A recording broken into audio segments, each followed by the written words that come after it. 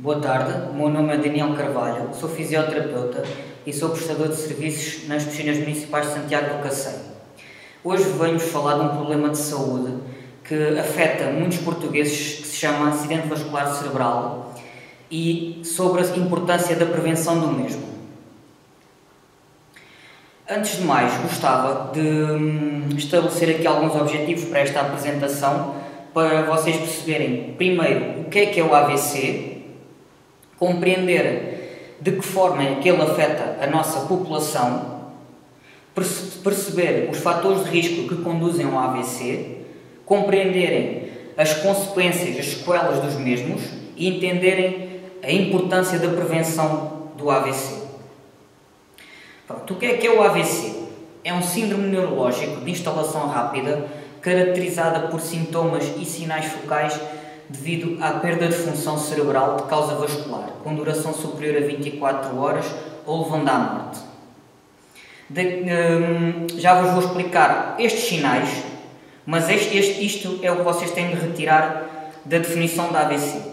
Relativamente aos AVCs, pode haver dois tipos. Os isquémicos, que representam 85% dos AVCs, que normalmente há um êmbolo ou trombo que se solta. O que é isso? Um coágulo que vai entupir uma artéria ou uma veia cerebral e, ao acontecer este fenómeno, vai levar às sequelas que vamos falar mais tarde, que é perda de força, alterações da fala e alterações da face. Mas também pode ocorrer um AVC hemorrágico. Não é tão comum, correspondem a 15% do total de AVCs, e eles normalmente, o que é que acontece no AVC hemorrágico? Há um rompimento de uma veia ou de uma artéria.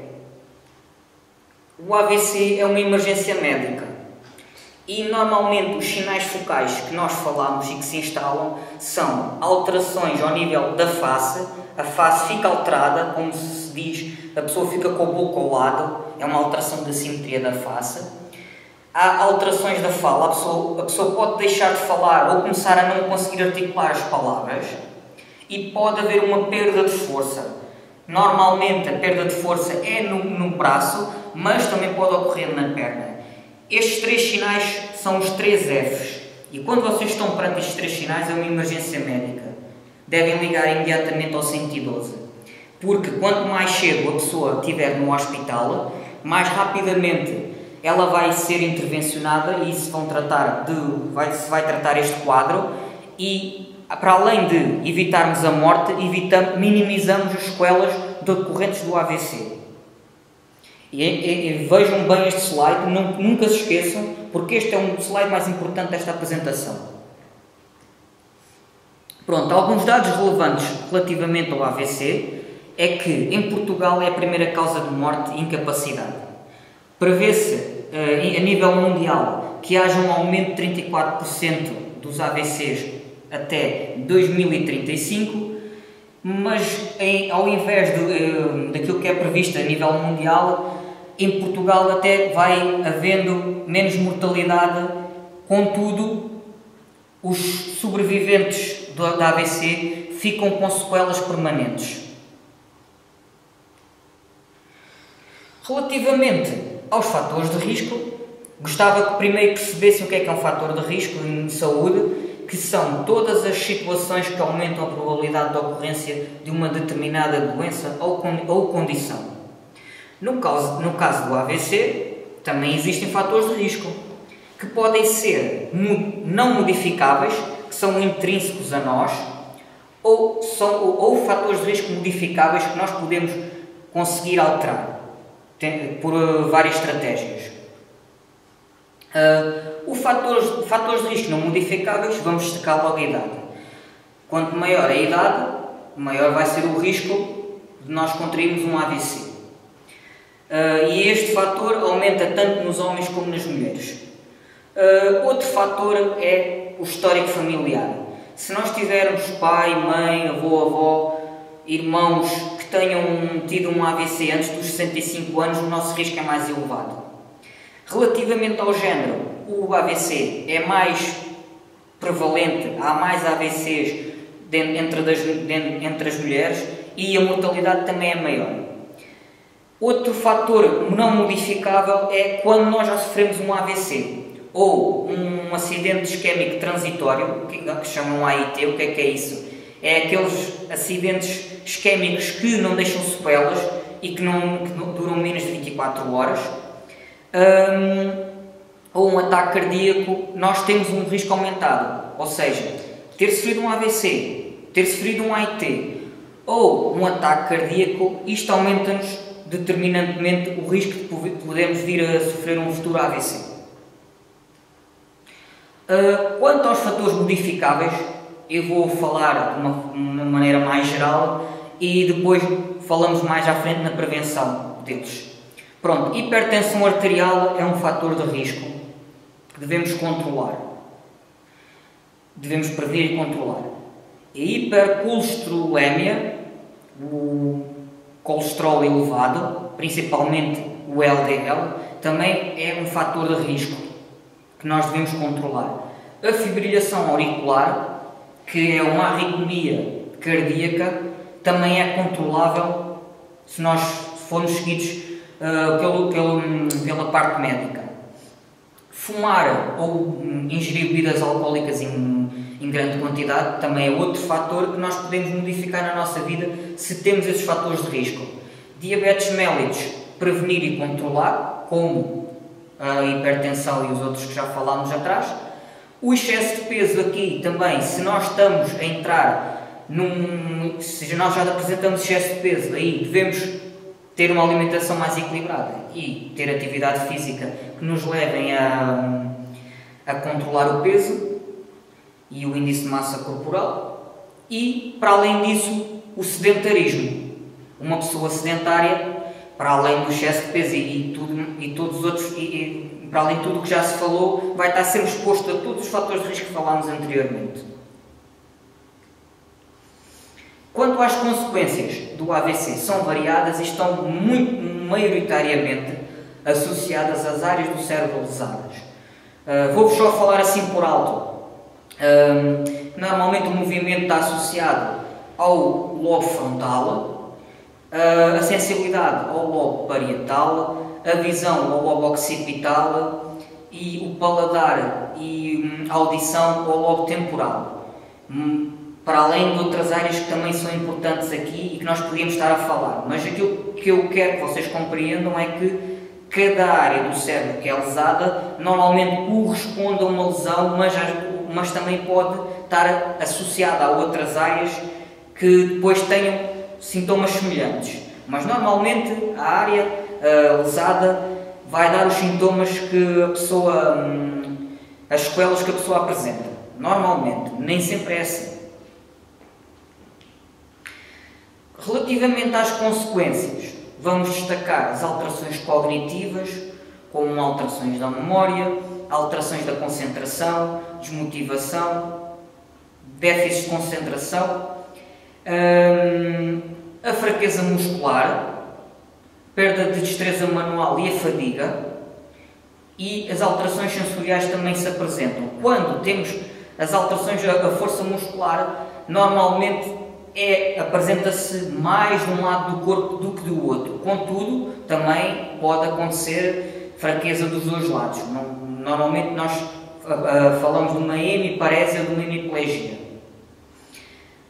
Relativamente à perda de mecanismos de controle postural, isto é a capacidade de nós não conseguirmos controlar o corpo. Eu, para estar aqui em pé, tenho que ter uma capacidade de ter controle postural em pé. Para estar sentado, preciso de controle postural sentado. Se nós tivermos um AVC, podemos não ter esta capacidade de estar sentados ou de pé. Alterações da visão, destacando-se as hemianópsias. Normalmente as pessoas ficam com alterações do campo de visão, quer seja inferior, superior, ou com só verem um lado. Para além disso, também destacamos as incontinências, o déficit de controle de esfínteres, como a incontinência urinária e a incontinência fecal, a depressão, que normalmente se encontra associada ao AVC, aos sobreviventes da AVC, ou a negação. Muitos deles entram em processos de negação e depressão que muitas das vezes levam a que haja aqui um ciclo de desuso e todas estas complicações ainda vão agravar mais. Complicações da fala, como a disartria, dificuldade de articular as palavras, e as afasias, dificuldade de compreender e expressar a linguagem. E ou alterações da deglutição, de onde se destaca a disfagia, que normalmente pode levar a obstruções da via aérea, pneumonias e inclusive pode ser uma causa de morte. Atenção, que esta disfagia deve ser avaliada por profissionais especializados e também é um outro sinal de alarme.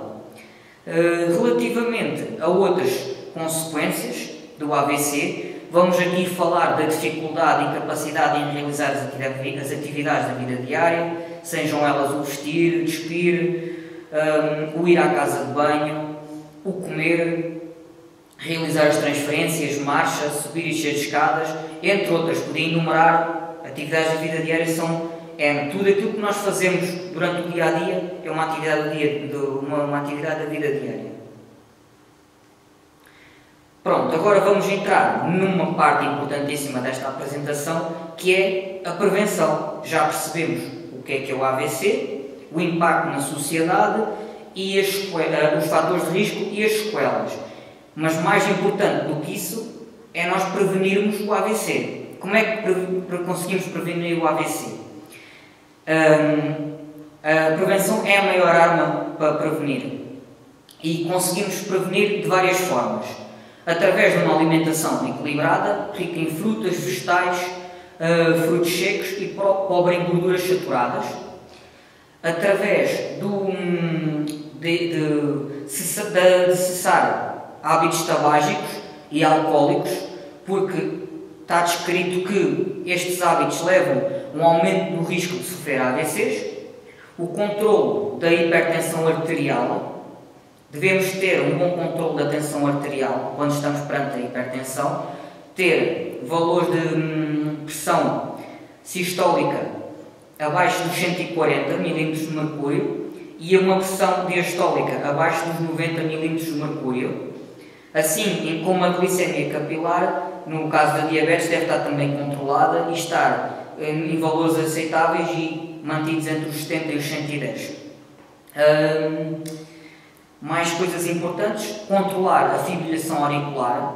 A fibrilação auricular não é nada mais do que uma arritmia cardíaca em que há um aumento do bombeamento e esse aumento do bombeamento leva a que possam aparecer coágulos, êmbolos na cavidade cardíaca que depois podem ir para o sistema e alojar-se no cérebro e estamos perante o AVC.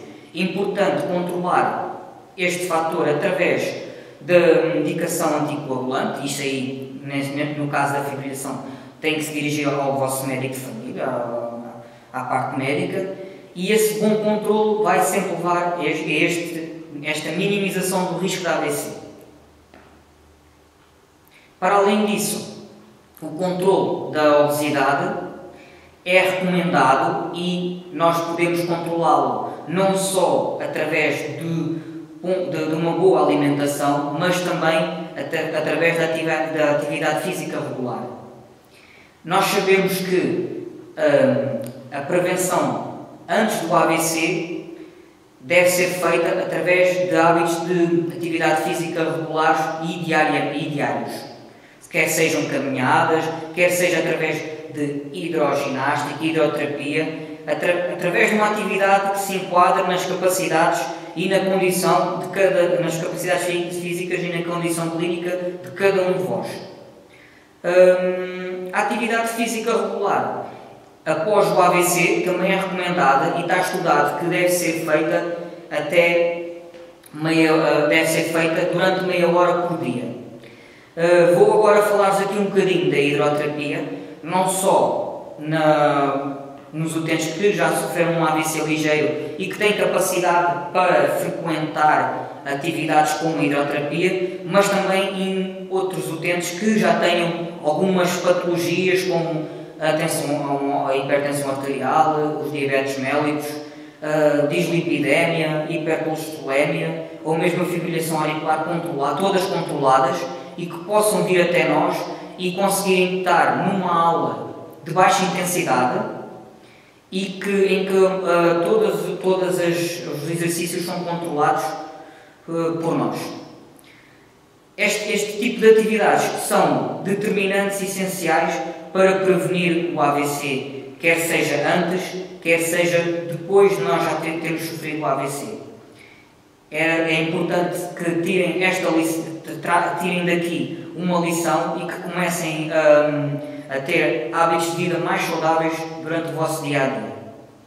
Gostava ainda, após esta apresentação, que me escrevessem as vossas dúvidas e que dessem sugestões relativamente a esta apresentação e a futuras apresentações que possam ser importantes para vós, para a vossa família e para melhorarem a vossa qualidade de vida e dos vossos familiares. Muito obrigado.